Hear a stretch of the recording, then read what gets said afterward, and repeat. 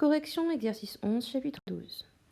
Donc, on nous dit, en électricité, quand on veut remplacer deux résistances R1 et R2 montées en dérivation par une seule résistance, je viens de voir qu'il y a un petit S en trop, pensez à mettre du blanco.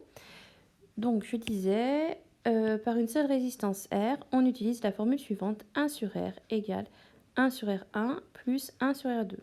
Donc ça, en fait, c'est un exercice de physique lié à une formule mathématique, mais c'est de la physique. Donc on nous dit ici R1 égale 6 ohms et R2 égale 5 ohms. Quelle est la valeur de R? Donc on utilise la formule 1 sur R égale 1 sur R1 plus 1 sur R2. On remplace R1 par 6, R2 par 5, parce que c'est dit dans l'énoncé.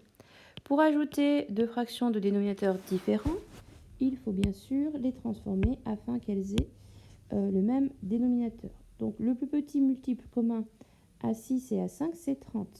Donc pour la première fraction, je vais faire x 5 au numérateur et au dénominateur. Et pour la deuxième fraction, je vais faire x 6 au dénominateur et au numérateur. Ainsi, 1 sixième devient 5 trentièmes et 1 cinquième devient 6 trentièmes. Ensuite, on fait 5 plus 6, ça fait 11, toujours sur 30.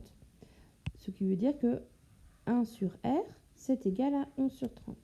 Mais nous, on ne veut pas 1 sur R, on veut R. Donc on veut l'inverse de 1 sur R.